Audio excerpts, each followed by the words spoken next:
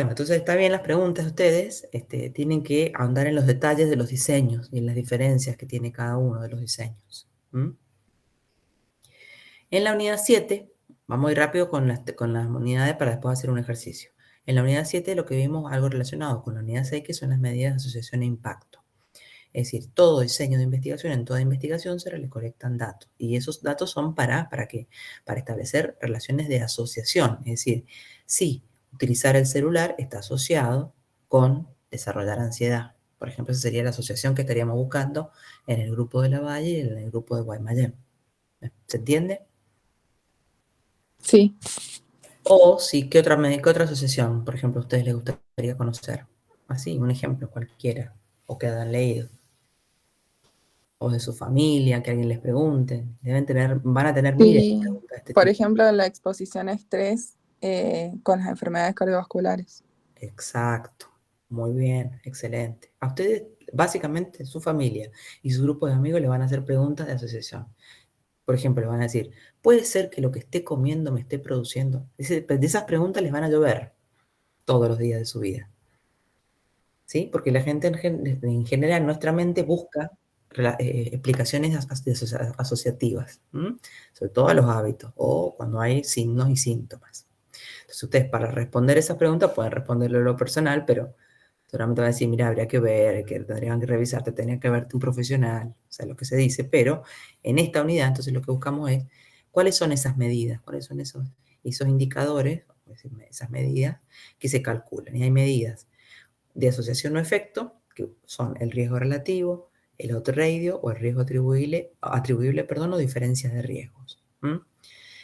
El riesgo relativo se obtiene de los estudios de cohortes, principalmente. ¿Por qué? Porque es el cociente de incidencias. ¿Vamos bien hasta ahí? Bueno, voy un poco rápido, pero...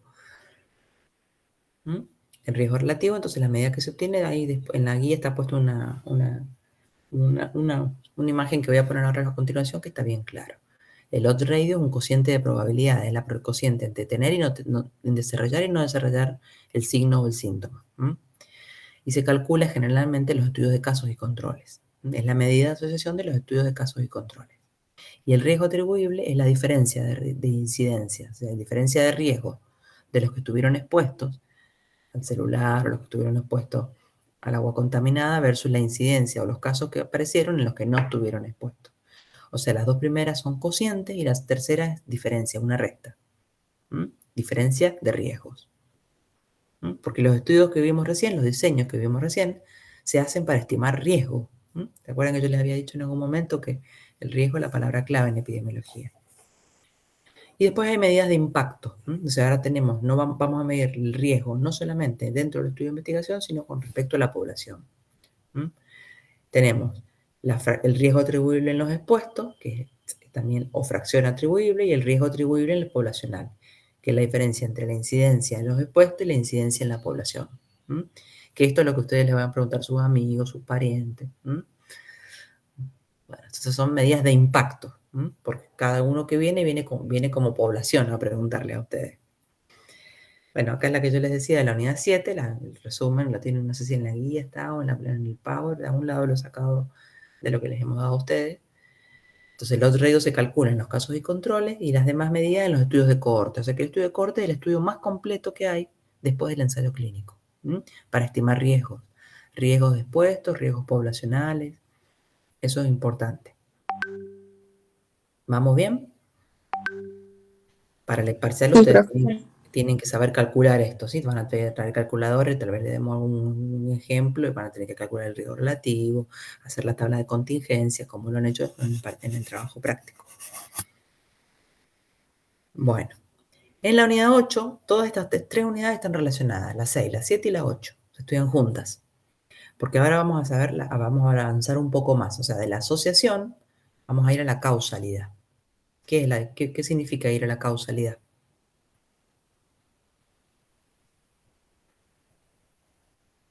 Sería la causa del problema que estamos investigando. Exacto, que para hablar de causas hay que tener bastante certezas. Hablar de que una exposición es causa de una enfermedad.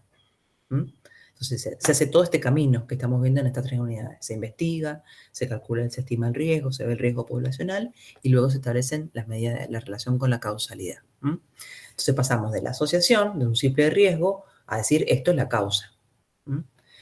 Habían 4 tipos de causalidad, no sé si recuerdan, y 9 criterios para evaluar causalidad. Esos son conceptos que tienen que tener. Y después esta unidad también tiene, ahora lo vemos un poquito, las repasamos, tiene otra cosa muy importante que son los sesgos, es decir, los errores que hay al realizar las investigaciones y lo que se llaman los confundidores. ¿Qué son los sesgos? Por ejemplo, en un mismo ensayo, en un estudio de cohortes, al no haber randomización, porque los 2 grupos, el del grupo de Lavalle y el grupo de Guaymallén, en el ejemplo que poníamos, los elegimos nosotros, decimos, bueno, cuántos pacientes van a ingresar en cada grupo, cómo los vamos a invitar a participar en el estudio, y quién va a recibir, digamos, a dónde vamos a estudiar el efecto del uso de los celulares, con qué características. En cambio, en el ensayo clínico lo hacemos con la randomización o la aleatorización. Hacemos los 2 grupos y decimos, bueno, este grupo va a usar celular, este paciente va a ir al grupo donde usan celular, este paciente va a ir al grupo donde no usan celular. Entonces, eso nos permite, esa randomización, la aleatorización nos permite evitar un sesgo muy importante, que es el sesgo justamente de selección. ¿Por qué? Porque uno podría elegir a los participantes, de hecho a veces sucede, con cierta intencionalidad. Entonces eso hace que el estudio tenga sesgo o desviaciones o errores. Sesgo es sinónimo de error sistemático. Es una desviación de la verdadera observación del efecto de las variables.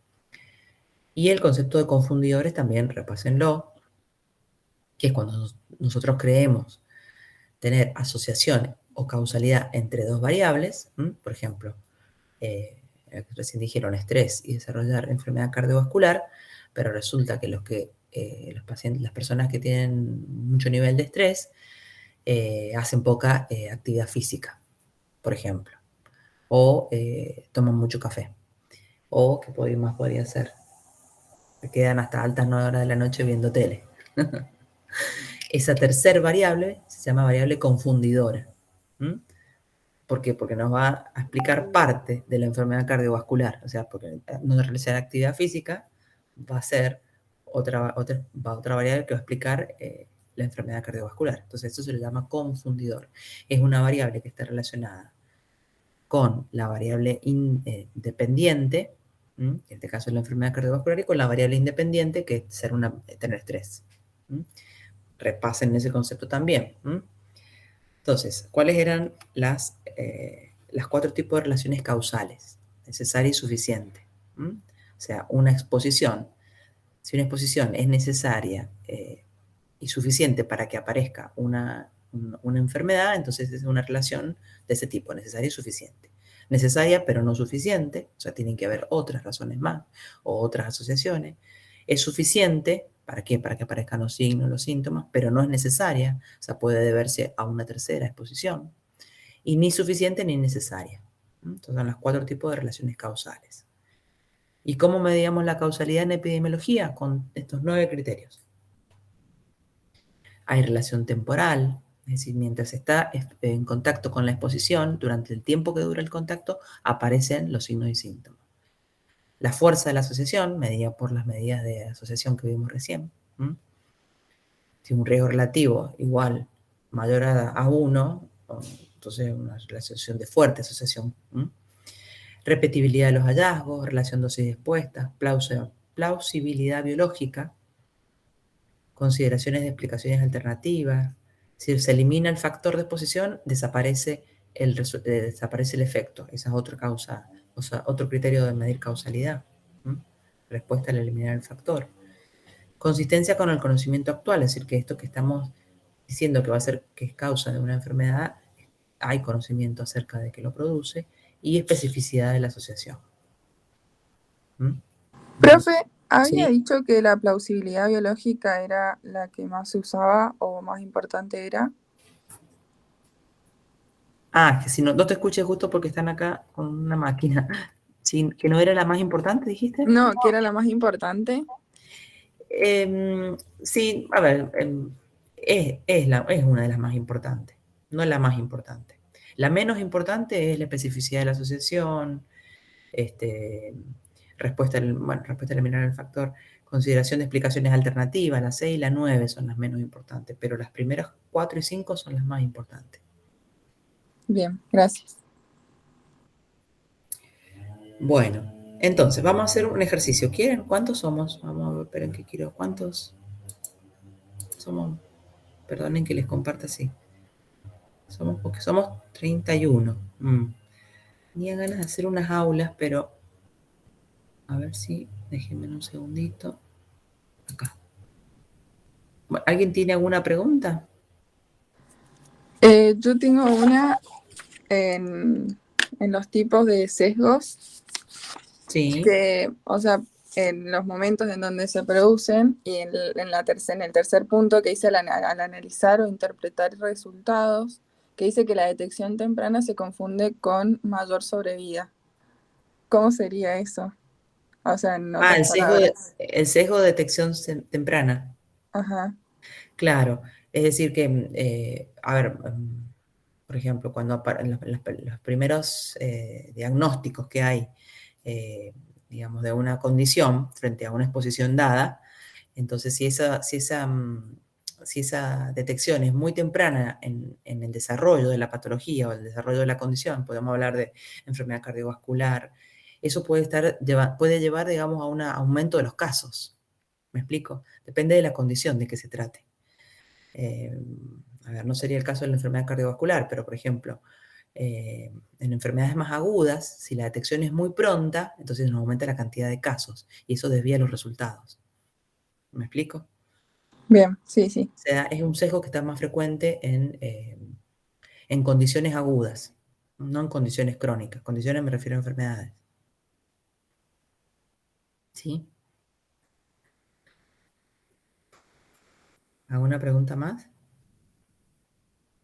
Hacemos un ejercicio. ¿Hacemos un ejercicio, les parece?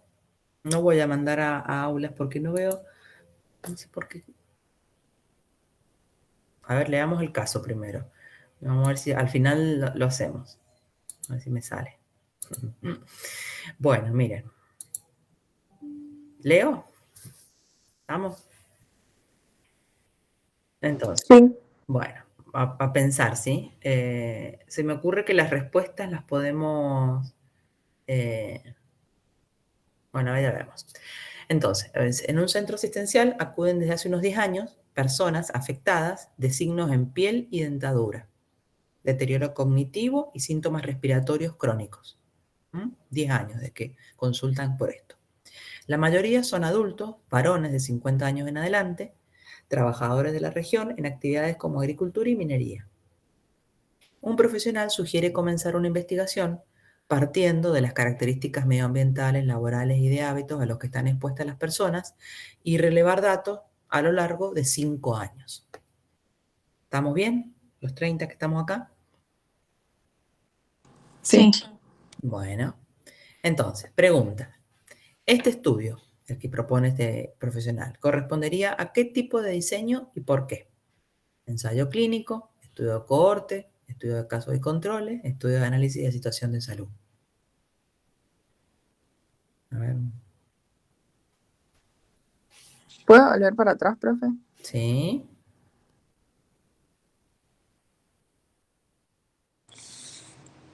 Entonces, un profesional sugiere comenzar una investigación partiendo de las características medioambientales, laborales y de hábitos a los que están expuestas las personas y relevar datos a lo largo de unos 5 años.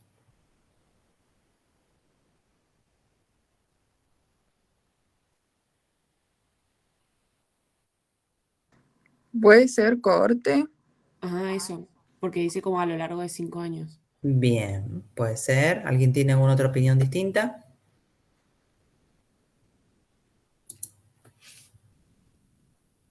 ¿Mm? ¿No? ¿No hay ninguna opinión distinta? Bueno, Se podría hacer, por Se ejemplo, me, casos y controles, pero si claro, fuéramos tipo eso, en el tiempo, hacia atrás para ver si estaban expuestos o no. Pero si empiezo desde ahora, exacto. claro, te confunde quizás el, lo que dice al principio, Ajá. pero a nivel de que el profesional sugiere, la Ujú, investigación es, como dicen las chicas, de ujú. corte. Exactamente, exacto. Ahí podría haber alguna información más, por ejemplo, en el último párrafo que dice conformar, pero si les pongo, bueno, conformar 2 grupos y seguirlos a lo largo de los próximos 5 años, pero sí, es un estudio de cohortes, ¿m? Lo que está proponiendo hacer. ¿M? De aquí en 5 años, relevar datos y, eso, por supuesto, va a establecer variables, pero también va a medir la exposición, ¿m? Porque ustedes fíjense que lo que va a partir es de la exposición, las características medioambientales, laborales y de hábitos a los que están expuesta la palabra exposición, expuesta, ¿m? Las personas. A veces no está la palabra expuesta en la consigna, pero está muy bien, ¿eh? Es un estudio de cohortes el que está proponiendo. ¿Seguimos? Sí, profe. Bueno, ¿no? ¿Quién dijo no? Es que yo no puedo ver las participaciones. Bueno, sin embargo, otra médica del grupo sugiere que sería más conveniente comenzar con los datos disponibles de los 10 años anteriores de las consultas, ya que hace 10 años que van, dice, porque vamos a seguir consulten, veamos los datos, y propone recolectar los datos de historias clínicas de los pacientes atendidos con las condiciones y compararlos con igual cantidad de pacientes que no tengan dichas características clínicas. En este caso, el diseño propuesto por esta médica, ¿cuál es? Ensayo clínico, estudio de cohortes, estudio de casos y controles o estudio de análisis de situación de salud. En este caso sí, casos y Casos y controles. controles. Casos y controles. Ah, acá se ve, está bien, ¿eh? Fíjense cómo mamá el ejemplo da para esto, porque como hace 10 años que vienen consultando por esto, es posible que hayan datos, ¿no? ¿Cuál sería el inconveniente de hacer un... Bueno, sigamos, después reflexionamos que le quedan preguntas todavía. ¿Alguien tiene alguna otra respuesta distinta en esto? Vamos. Entonces sí, se decide realizar un diseño de cohorte, el grupo de investigación. Ahora entonces tienen que estar más afinados. Lo hacen al estudio de cohorte, lo terminan y tienen los resultados. Ustedes tienen que decirme acá cuál de las siguientes... Ah, espérenme, que voy a hacer una cosa. Ahí. No sé qué hice. No, este está mal. Así. ¿Ahí ven? Sí. Entonces, ¿cuál de las siguientes afirmaciones correspondería a los resultados del estudio de desarrollar el nuevo evento, que es producto de la investigación? A esta nueva enfermedad se la llama AAA. Entonces, los hombres de 50 años que trabajaban, todo lo que tenía el caso al principio, la condición que desarrollan se llama AAA. Entonces, ¿cuál de las siguientes afirmaciones es la que mejor responde a los resultados del estudio de cohorte?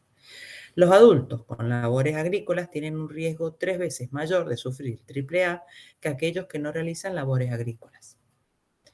O existe 3 veces más riesgo de desarrollar AAA entre trabajadores agrícolas. La diferencia de riesgo de desarrollar AAA entre trabajadores agrícolas y trabajadores autónomos es de 3 veces, es 3. Y la diferencia de incidencia en la población general y la incidencia de AAA en los no expuestos es 3. ¿Con cuál de las 4 afirmaciones terminaría el estudio que han realizado? ¿Puede ser con el riesgo atribuible? El riesgo atribuible sería el C. Sí, no sé. No sé, El- a ver si Yo alguien usaría la de riesgo relativo. ¿Por qué? ¿Quién habla? Yo, Yo, Milagros. Milagro, porque no puedo saber quién habla porque no estoy mirando la reunión. No hay Pregunto tu problema. nombre. Yo solo veo la placa mía. Va, Milagro, ¿por qué usaría la...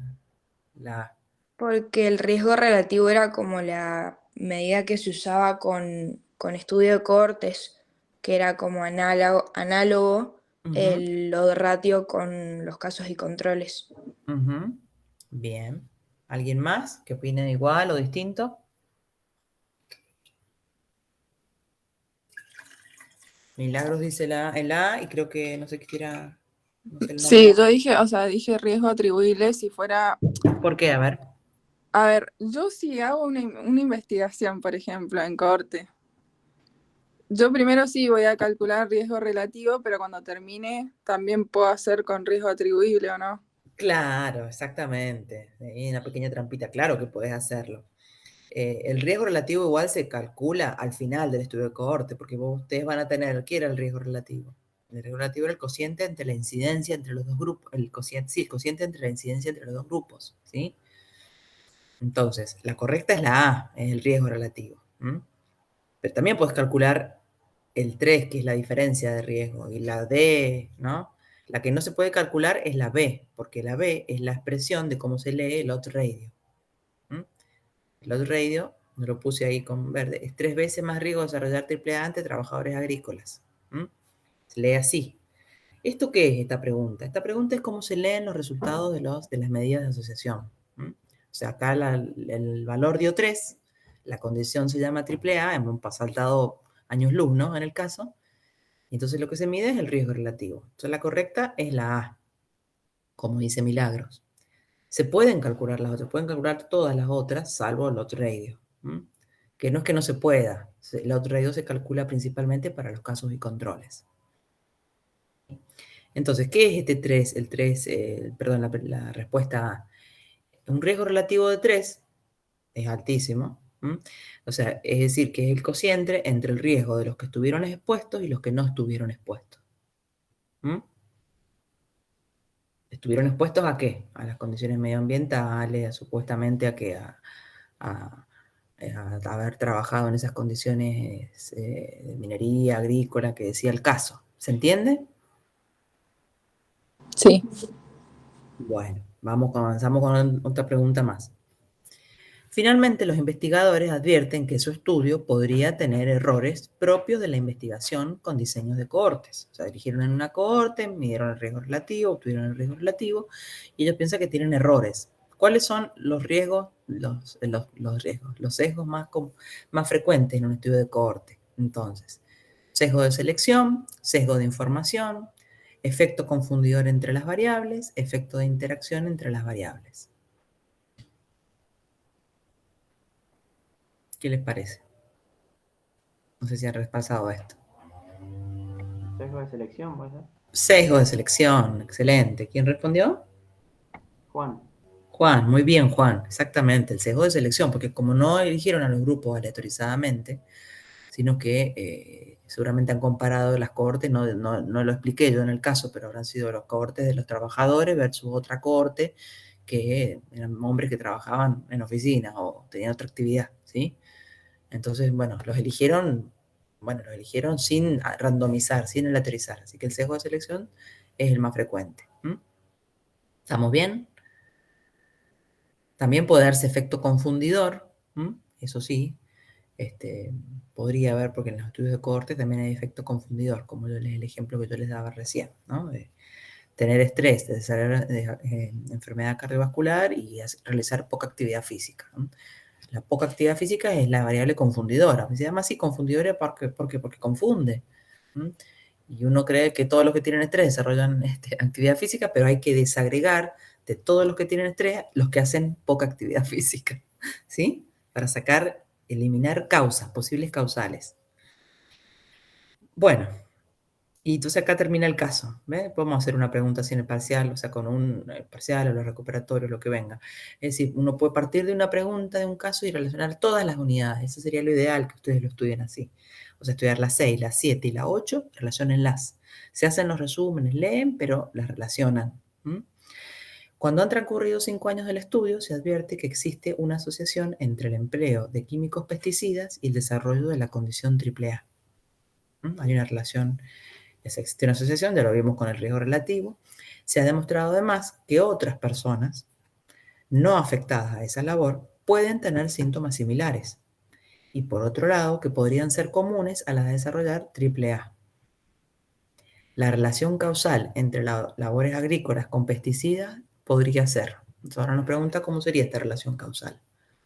Ya demostramos que hay asociación, esa relación sería necesaria y suficiente, suficiente pero no necesaria, o ni suficiente ni necesaria. Entran en Suficiente duda. pero no ¿verdad? necesaria. ¿Cómo? Suficiente pero no necesaria. Exactamente. ¿Quién habló? Juan. Muy bien, Juan. Exacto. ¿Por qué? A ver, ¿querés explicárnoslo?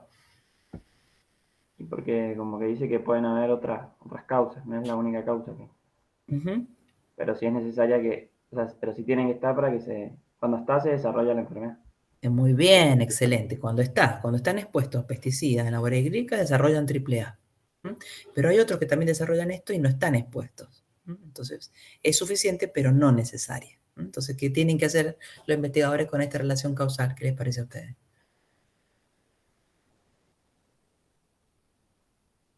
Es medio frustrante, pero bueno, no queda otra. ¿Qué tienen que hacer si es suficiente, pero no necesario?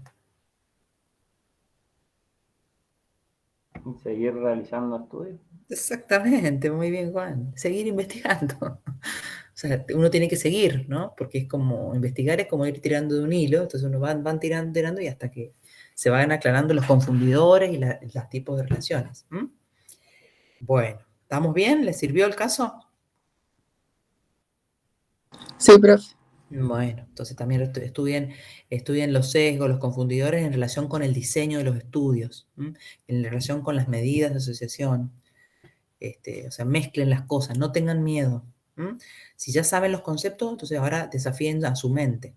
No les voy a tomar definición de caso y control, no, el examen no es de definición, así que, bueno, vamos a la segunda parte del repaso, que sería la unidad 9 y la 10. Que también va. Bueno, la unidad 9 era la aplicación de la epidemiología a la gestión clínica y sanitaria.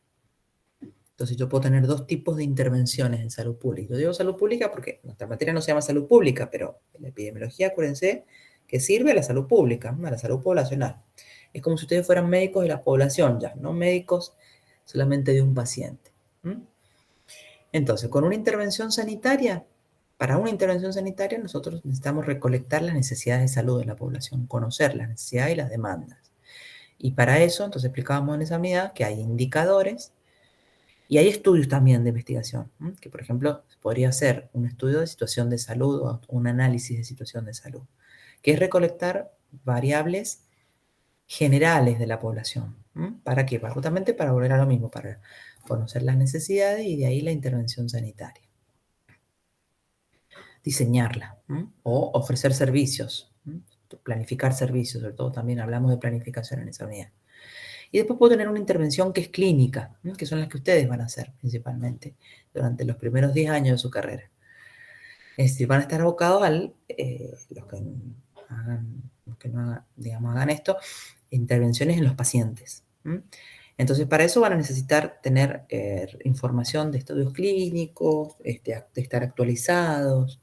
Eso les va a llevar un estudio importante de todo lo que va surgiendo. Entonces, ahí lo que proponemos desde la epidemiología es la medicina basada en la evidencia, que complementaba tres o cuatro aspectos principalmente. Ustedes van a tener que tener la mejor investigación disponible, analizarla críticamente sabiendo qué sesgos tiene o qué errores podría tener, porque aunque esté publicado puede igual tener errores. Saber la opinión de su paciente y también unirle a eso su experiencia como médico o médica, lo que ya vienen viendo. Eso es hacer medicina basada en la evidencia. Reunir esas tres cosas. La mejor evidencia disponible, pero también la preferencia del paciente y la experiencia del médico. ¿Cuál es el mejor modo de recolectar información o ejercicios para la medicina basada en la evidencia? Las revisiones sistemáticas y los metaanálisis, que son otro tipo de diseño de estudio, que no lo vemos en la 6, para no llenar tanto la unidad 6 y no confundirlos. ¿Qué eran las revisiones sistemáticas y los metaanálisis? ¿Se acuerdan? Yo creo que sí se tienen que acordar. Bueno, eran estudios de estudios. Claro. Estudios de revisiones sistemáticas pueden ser de ensayos clínicos o de estudios de cohorte o de casos y controles. Es decir, reúnen y hacer un estudio más amplio. Entonces ustedes con una revisión sistemática sobre la utilización de antihipertensivos para enfermedad cardiovascular en mayores de 80 años, leen una revisión sistemática, están leyendo una revisión que tiene adentro 30 ensayos clínicos. Vayan a leer 30 ensayos clínicos solo. Una locura de tiempo. Entonces por eso son tan potentes y tan buenas. Bien, y la 10, en la unidad 10 vimos epidemiología social. Que acá también, en realidad, ¿qué hacíamos? Bueno, principalmente nos centramos en que, más allá de todas las intervenciones clínicas sanitarias, Es importante conocer que en la determinación de la salud de una población hay 4 grandes grupos. ¿Se acuerdan cuáles eran? Están acá, a ver si lo pongo en grande. El estilo de vida, el medio ambiente, la biología y la atención sanitaria. Fueron los primeros estudios. Actualmente ese modelo de determinantes de la salud se ha complejizado, entonces está más abierto a mayor cantidad de determinantes, que es lo que se conoce como determinantes sociales de la salud, que tiene una definición, que son las condiciones en que las personas nacen, crecen, se desarrollan y envejecen. Y ahí, en esas condiciones, está gran parte del potencial o no de salud, o de las causas de enfermedad, si quieren verlo desde otro punto de vista. Entonces, si bien la medicina está enfocada en restablecer la salud, es importante que la medicina no pierda de vista estos determinantes de la salud. El estilo de vida, lo que menos podemos modificar, edad, sexo, factores físicos y genéticos, con lo que viene cada uno a este mundo. Luego los estilos de vida, las redes sociales y comunitarias, y ya después todas las condiciones de vida, que por ejemplo en el caso que pusimos de los trabajadores sería aparentemente la causa suficiente, la causa suficiente, pero además necesitaríamos otras más, parece, ¿no? Por ejemplo, pueden haber factores físicos, factores genéticos en el desarrollo de esa triple A que veíamos, ¿no? Entonces, ¿qué condiciones hay? Con desempleo, agua, servicios, vivienda, más las condiciones económicas, culturales y medioambientales que también influyen en la salud de la población. Entonces, la unidad 10 tiene que, digamos, tener estos conceptos de las condiciones de vida, determinantes sociales de salud y la equidad en salud, porque en realidad, en definitiva, el objetivo de los determinantes sociales de la salud, ¿qué es? Es ver por qué hay no por qué, ver las diferencias en los estados de salud, que ustedes, a lo mejor, si tienen la suerte de trabajar en niveles niveles socioeconómicos distintos, por ejemplo, trabajar en una clínica que atiende determinado tipo de población y después trabajar, por ejemplo, en un centro de salud, ahí van a ver bastante las diferencias en salud de la población. Y repasar de esa manera el concepto de equidad. Ver cómo las condiciones de vida modifican sustancialmente el estado de salud de las personas. Entonces ustedes van poder darle el mismo antihipertensivo, pero sin embargo los pacientes van a ser totalmente distintos porque por sus condiciones de vida. Entonces van a tener que complementar con otras medidas. Por todo esto que está acá. Bueno, entonces ahí vamos a hacer un caso más que tengo. ¿Leemos el otro caso? Profe, una pregunta. Sí. ¿Va a subir este Power después para tener los Sí, se lo subo. Ah, genial, gracias. Le subo integración segundo parcial. Gracias. Para que lo tenga. De paso, para todos los que no vinieron, que vinieron re poco a la consulta. Bueno, a ver, vamos. Una comunidad de 5.000... ¿Querés leer, Juan? ¿Está ahí, Juan? Bueno, ahí leo. Dale.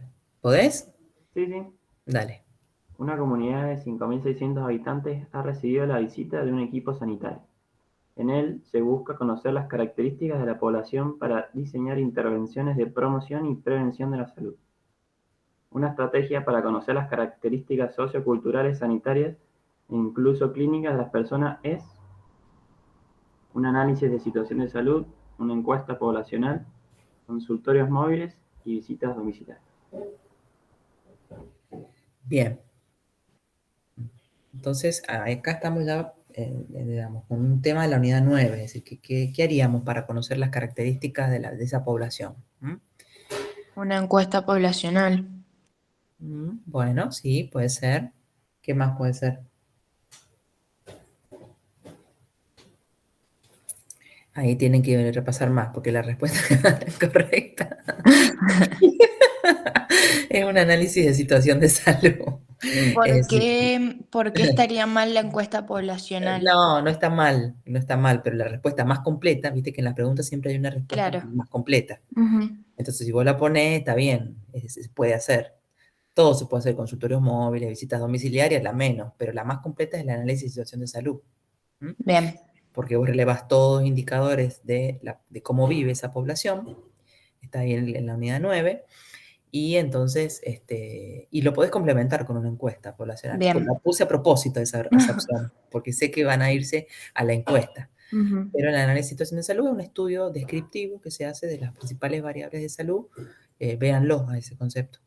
Se ve estilos de vida, en las categorías de los determinantes de la salud, se releva la mayor cantidad posible de información de esa comunidad. ¿Mm? ¿Estamos bien?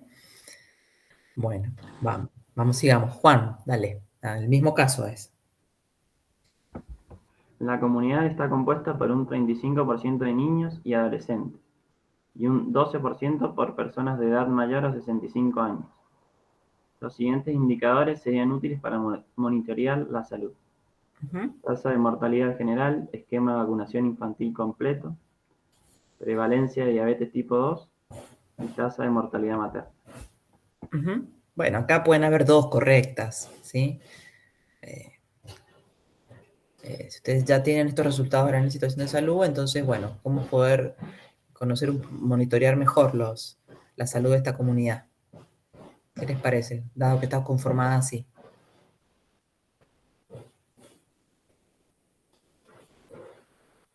Y si la población es mayoritariamente de niños y adolescentes con la vacunación, para Ujú. mí. Exactamente, el esquema de vacunación completo. Muy bueno ese. Esa es la correcta. ¿Qué otra podría ser buena también? ¿Puede ser la tasa de mortalidad materna? Exacto, exactamente. También, ¿por qué? Porque si hay muchos adolescentes puede haber embarazo no deseado, esos embarazos pueden ser embarazos sin controles y esos son candidatos a que, lamentablemente, a posibles muertes maternas, ¿no? Entonces es un indicador sensible. La tasa de mortalidad general, no, porque mortalidad general, imagínense que es mortalidad por todas las causas. En una comunidad de 5.600 personas, no sería relevante. La prevalencia de diabetes tipo 2, bueno, también podría ser. ¿Mm? Acá no puse una completa, no las voy a hacer así en el examen, no las vamos a hacer así, pero en el examen tienen que ser más fáciles de diferenciar, pero estas sobre todo para que reflexionen y repasen. ¿Mm? Y creo que queda una más. A ver, Juan. Los epidemiólogos proponen indagar sobre las dos determinantes sociales de la salud de esa población. ¿Cuál de esas combinaciones de categoría respondería mejor a su intención? Nivel educativo, nivel de empleo, disponibilidad de teléfono y servicios. Nivel de ingresos, empleo, disponibilidad de agua potable. Nivel educativo, empleo, agua segura, acceso a controles de salud. Nivel educativo, empleo, disponibilidad de servicios, hábitos de vida. Ujú. Estamos hablando de los niveles de los determinantes sociales de la salud, ¿no? Entonces, es decir, ¿con qué grupo de variables podríamos caracterizarlo mejor?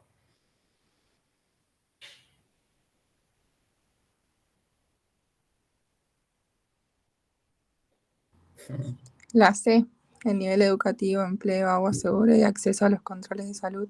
Bueno, puede ser. No es La la que yo C había. o la D, La alguna D de las también. dos. ¿La D? ¿Por qué la D y no la C? No sé, estaba entre esas dos.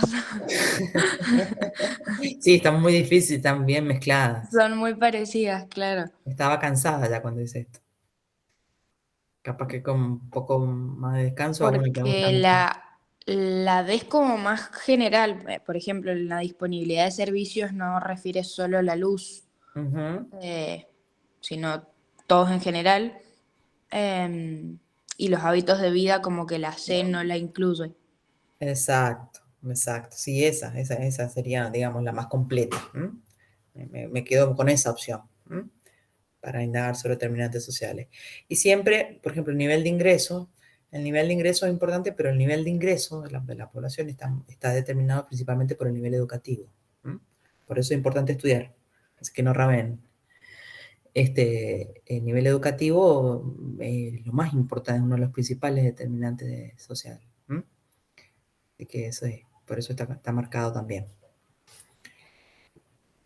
Bueno, bien. Entonces, parcial la semana que viene, 8:30, vamos a hacerlo, ¿sí? Para no evitar el tema ese de que llegamos temprano, no tenemos aula, vamos a tener 2 aulas seguramente, calculadora, lápiz, goma y lapicera, y estudiar para aprender y para probar. Voy a sacar la presentación, ahora mismo esperen un poquito, ahí está. ¿Alguna pregunta más?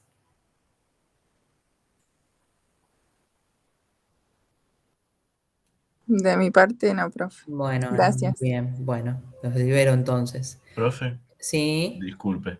sí, Tengo una pregunta por el tema de si entra en el parcial o no el glosario que dejó de epidemiología social. Porque la lo leí y lectura lo de OPS. resumí, claro. O sea, Ajá. me pareció interesante, pero no sé si entra directamente. No, directamente no. Ok. No, lo dejo porque es bueno que lo tengan, lo bajen, el día de mañana lo dispongan. Y ahí, ya que me hiciste esa pregunta, tío, una cosa que se me ocurrió, bueno, no sé, se me fue. Que cualquier cosa o me escriben un correo o en el foro de consulta me llega el correo y ahí si tienen alguna otra duda. Pero no me acuerdo qué más. Los parciales, perdón, los prácticos también vean, ¿sí? Por favor. Profe, Sí, yo tengo una pregunta, pero en realidad no es de contenido, sino del régimen de la promoción. sí. Porque vio que este año cambió, entonces como que no sabemos de qué guiarnos. Si nosotros, digamos, vamos a recuperatorio tanto de un parcial como de un trabajo práctico y después aprobamos, ¿la chance de promocionar está o al ir a un recuperatorio de un TP o un parcial se pierde la promoción? Claro. No, está la chance. Ha cambiado este año. Ok, Así bien, que está bastante, digamos, creo yo que más sencillo bien. que años anteriores. Lo que Sí. pasa es que no hay más que un solo recuperatorio, eso sí. Ujú. Y aunque lo que no puede pasar es que desaprueben el parcial del recuperatorio. Si Bien, no lo aprueban, entonces ahí ya no hay promoción. listo, buenísimo, Estar gracias. aprobado en primera o en segunda instancia. Lo que tratamos de que no vayan al recuperatorio, pero bueno. Ujú. Ok, Bueno, muy bien. Bueno, entonces nos vemos el miércoles. Ya enseguida Gracias, profe. pongo esta presentación. Suerte. Muchas gracias, profe. Ok, chao, profe. profe. Gracias, profe. Chao. Gracias, Gracias, profe. profe. Gracias.